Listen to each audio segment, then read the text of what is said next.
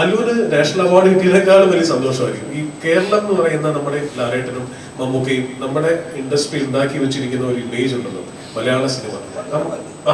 ആ മലയാള സിനിമ തന്നെ അംഗീകരിക്കുന്നു, അല്ലെങ്കിൽ അതിൽ ഒരാളാണ് ഞാനെന്ന് അദ്ദേഹം പറയുന്നത് പല ഇന്റർവ്യൂസിനെ കണ്ട് ഞങ്ങളോട് പേഴ്സണലി പറഞ്ഞിട്ടുള്ള കാര്യമാണ്. പലപ്പോഴും ഞാൻ സംസാരിക്കുമ്പോൾ ഫോണിൽ സംസാരിക്കുമ്പോഴൊക്കെ ആൾക്കാർ പറയും കണ്ണടച്ച് കേട്ടാൽ അല്ലു അർജുൻ സംസാരിക്കുന്ന പോലെ. പിന്നെ ഹാപ്പി ആയപ്പോഴത്തേക്ക് ആൾക്കാർ അല്ലുവിന്റെ പടത്തിന് വേണ്ടി കാത്തിരിക്കാൻ തുടങ്ങി. എനിക്ക് തോന്നുന്നു പുഷ്പ 1 അവർ ആ ലിബർട്ടി തന്നത്. ഇത് ലിപ്പ് നോക്കണ്ടെന്ന്. ശരിയല്ല, ലിപ്പ് നോക്കണ്ട. മറ്റേതങ്ങനല്ല, ആ എന്ന് പറയുമ്പോൾ ആയിൽ തന്നെ സ്റ്റാർട്ട് ചെയ്യണം. മനസ്സിലായ അപ്പോഴാണ് നീ എന്താണ് ആ വിമാനം വീഴ്ത്താൻ പോവുകയാണോ, ആകാശം പിടിച്ച് കുലുക്കാൻ പോവുകയാണോടാ ചെയ്യുന്നത്. അങ്ങനെയാണ് സാർ അപ്പുറത്തേക്ക് വിളിച്ചിട്ട് വളരെ ഭവ്യതയോടുകൂടി ഭയങ്കര വിഷമത്തോടുകൂടി എന്ന് പറഞ്ഞു, ഇത് മറ്റേ അല്ലു അർജുന്റെ ശബ്ദം. അയ്യോ അങ്ങനെയാണെങ്കിൽ നായകനെ പറ്റില്ല. ആ ഡാൻസ് ആണെന്ന് എനിക്ക് തോന്നുന്നു ആദ്യം യുവാക്കളെ ഇത്രയേറെ അല്ലുവിലേക്ക് ആകർഷിക്കുന്നത്. രണ്ടാമത്തെ അദ്ദേഹത്തിന് തമാശ, പിന്നെ ഈ പറഞ്ഞൊരു എന്റർടൈൻമെന്റ് പാക്കേജ് ആണ് എന്ന് പറയുന്നത്. പലപ്പോഴും ഞാൻ സംസാരിക്കുമ്പോൾ ഫോണിൽ സംസാരിക്കുമ്പോഴൊക്കെ ആൾക്കാർ പറയും കണ്ണടച്ച് കേട്ടാൽ അല്ലു അർജുൻ സംസാരിക്കുന്ന പോലെ. അതിപ്പോഴും എനിക്ക് തോന്നുന്നു കഴിഞ്ഞ 10 വർഷമായിട്ട് ഡബ് ചെയ്യാൻ തുടങ്ങിയത് 20 വർഷമായി. പക്ഷെ 10 വർഷത്തോളമായി ഞാൻ ഈ ഡയലോഗ് കേൾക്കാൻ തുടങ്ങിയത്. അപ്പൊ അതിന്റെ കാരണം കാതർക്കയാണ്. അപ്പൊ കാതർക്ക് ഇങ്ങനെ വളരെ യാദൃശ്യമായിട്ട് തന്നെ വിളിച്ചിട്ട് പറഞ്ഞു ഇങ്ങനെ ഒരു അല്ലു അർജുൻ എന്ന് പറയുന്ന ഒരു താരത്തെ ഇവിടെ കൊണ്ടുവരുന്നുണ്ട്, താരമാക്കാൻ ശ്രമിക്കുന്നുണ്ട്, നിങ്ങളുടെ വോയിസ് വേണം. അപ്പൊ എന്റെ വോയിസ് കേൾക്കുന്നത് ഞാനന്ന് മണിക്കൂട്ടിന് വേണ്ടി ഡബ് ചെയ്യുന്നുണ്ട്, കായംകുളം കൊച്ചുണ്ണി എന്ന് പറയുന്ന സീരിയലിന് വേണ്ടിയിട്ട്. ആ വോയിസ് വേണമെന്ന് പറഞ്ഞിട്ടാണ് അദ്ദേഹം വിളിക്കുന്നത്. ഭയങ്കര രസമായിട്ട് തെറിച്ചിരിക്കുന്ന ശബ്ദം വേണമെന്ന് പറഞ്ഞു. അപ്പൊ ഞാൻ ഈ ആര്യ ഡബ് ചെയ്യുന്ന സമയത്ത് ഹാപ്പി അല്ല, അന്ന് ആര്യ ഡബ് ചെയ്യുന്ന സമയത്ത് ഞാൻ ആലോചിക്കുന്നുണ്ട്, നമുക്ക് അതിനൊന്നും ഇങ്ങനെ ഡബിങ് സിനിമ ഭയങ്കര ഹിറ്റായിട്ട് കൊടുത്തൊരു അല്ല അങ്ങനെ ഒരു പ്രോട്ടോകോൾ ഇവിടെ ഇല്ല.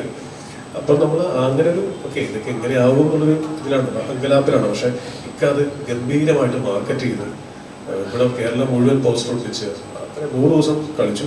പിന്നെ ഹാപ്പി ആയപ്പോഴത്തേക്ക് ആൾക്കാർ അല്ലുവിന്റെ പടത്തിന് വേണ്ടി കാത്തിരിക്കാൻ തുടങ്ങി. സന്തോഷമുണ്ട് നമ്മുടെ ശബ്ദത്തിന് ഒരു ഐഡന്റിറ്റി ഉണ്ടാകുന്നു. ഇത്രയും ആ താരം നമ്മുടെ കൺമുമ്പിലൂടെ ഞാൻ ഓർക്കുന്നുണ്ട്. ഹാപ്പിയുടെ ഒക്കെ സമയത്ത് അല്ലുവിന്റെ ഒരു ഇന്റർവ്യൂ ഇങ്ങനെ പത്രത്തിൽ വായിക്കുമ്പോൾ ഏറ്റവും ഇഷ്ടപ്പെട്ട എന്താണെന്ന് ചോദിക്കുമ്പോൾ ചോക്ലേറ്റ് എന്നാണ് പുള്ളി മറുപടി പറയുന്നത്.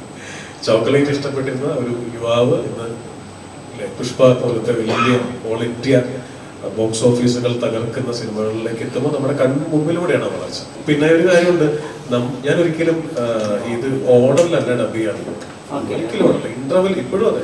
പുഷ്പയാണെങ്കിൽ പുഷ്പയൊക്കെ ഫസ്റ്റ് ഹാഫ് ആദ്യം വരും, സെക്കൻഡ് ഹാഫ് 1 മാസം കഴിഞ്ഞിട്ട് വരുന്നത്. അതുകൊണ്ട് അങ്ങനെയല്ല, ഒരുമിച്ച് സിനിമ വന്നിരുന്ന ഈ കാലത്ത് സെക്കൻഡ് ഹാഫ് മുതലാണ് ഞാൻ ഡബ് ചെയ്യാറ്, തിരിച്ച് ഫസ്റ്റ് ഹാഫിലേക്ക് വരും, അങ്ങനെ ചെയ്യുന്നത്.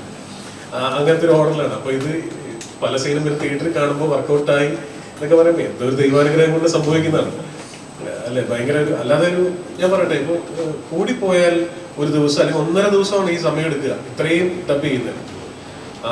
അതിനുള്ളൊരു ഓട്ടപ്രദക്ഷിണമാണ്. അതിനിടയ്ക്ക് തിരുവനന്തപുരത്ത് ലാൽ സാറിന്റെ സ്റ്റുഡിയോയിലാണ് അത് ഡബ് ചെയ്യുന്നത്. അപ്പൊ ഡബിങ് നടക്കുന്നതിനിടയ്ക്ക് ഇതുപോലെ ഡബിങ് കാണിച്ചു കൊടുക്കാൻ എന്റെ സ്കൂൾ പിള്ളേരെ കൊണ്ടുവരും. ഈ ചില്ലിന്റെ അപ്പുറത്ത് നോക്കിക്കൊണ്ടിരിക്കും. ഇതിനിടയിലാണ് നമ്മൾ ഡബ് ചെയ്യാൻ, മനസ്സിലായോ? അപ്പൊ അങ്ങനത്തെ കട്ട കോമഡികൾ അരങ്ങേറിയിട്ടുള്ള പരിപാടികളാണ്. എനിക്ക് ഒരുപാട് പഠിക്കാൻ സാധിച്ചിട്ടുള്ള, പ്രത്യേകിച്ച് സിനിമാ സംവിധായകൻ എന്നുള്ള രീതിയിൽ ഒരുപാട് പഠിക്കാൻ സാധിച്ചിട്ടില്ല. സൺഡേ ഹോളിഡേയിലൊക്കെ അതെ അല്ലു അർജുനെ കയറ്റിയിറക്കാൻ ചെയ്തിട്ടുണ്ടായിരുന്നു. എനിക്ക് ഭയങ്കര നല്ല ഓർമ്മകൾ എപ്പോഴും എല്ലാ അല്ലു അർജുൻ സിനിമകളെ കുറിച്ച് പറയാം. എനിക്ക് തോന്നുന്നു പുഷ്പ 1 അവർ ആ ലിബർട്ടി തന്നത്. ഇത് ലിപ്പ് നോക്കണ്ടെന്ന്. ശരിയല്ല, ലിപ്പ് നോക്കണ്ട. മറ്റേതങ്ങനല്ല, ആ എന്ന് പറയുമ്പോൾ ആയിൽ തന്നെ സ്റ്റാർട്ട് ചെയ്യണം. മനസ്സിലായ അപ്പോഴാണ് നീ എന്താണ് ആ വിമാനം വീഴ്ത്താൻ പോവുകയാണോ, ആകാശം പിടിച്ച് കുലുക്കാൻ പോവുകയാണോടാ ചെയ്യുന്നത്. അങ്ങനെയാണ്. ഇപ്പൊ അങ്ങനെയില്ല, കുറച്ചും കൂടെ സ്വാഭാവികമായിട്ട് നമ്മുടെ ഇപ്പൊ അല്ലുവിന് ഏതൊക്കെയോ സിനിമകളിൽ ഞാൻ തൃശ്ശൂർ ഭാഷയിലൊക്കെ ഡബ് ചെയ്തിട്ടുണ്ട്. അപ്പൊ അങ്ങനെ ഇപ്പൊ സ്വാതന്ത്ര്യം ഉണ്ട് എന്തും ചെയ്യാനുള്ളത്. 2007 എന്റെ വോയിസ് തിരിച്ചറിയാൻ തുടങ്ങിയിട്ടില്ല. ഞാൻ പറഞ്ഞ 2004 സംഗമം തുടങ്ങുന്നത്. അപ്പൊ ഒരു 5 വർഷം കഴിഞ്ഞു ഒരു പോയിന്റ് എത്തിയപ്പോ ഈ സൂര്യ ടിവിയിലും ഏഷ്യനെറ്റിലും കൈരളിയിലും എല്ലാ ശനിയും ഞാനും ഏതെങ്കിലും ചാനലിൽ ഇത് കളിച്ചോണ്ടിരിക്കും. അങ്ങനെ വന്നാണ് ഇത് പെട്ടെന്ന് നമ്മുടെ വോയിസ് ശ്രദ്ധിക്കാൻ തുടങ്ങിയത്. പക്ഷെ അങ്ങനെ ഇരിക്കുമ്പോഴാണ് അപൂർവരാഗം എന്ന് പറയുന്ന സിനിമ ഡബ് ചെയ്യാനായിട്ട് വിളിക്കുന്നത്, നായകനെ ഡബ് ചെയ്യാൻ, നിഷാനെ ഡബ് ചെയ്യാനായിട്ട്. അങ്ങനെ തൃശ്ശൂർ ചേതന സ്റ്റുഡിയോയിൽ മൊത്തം ഡബ് ചെയ്തിട്ട് ലാസ്റ്റ് സീനെത്തിയപ്പോഴാണ് സിബിസാറ് കയറി വരുന്നത്. അതൊരു അസോസിയേറ്റ് ഡബ് ചെയ്തത്.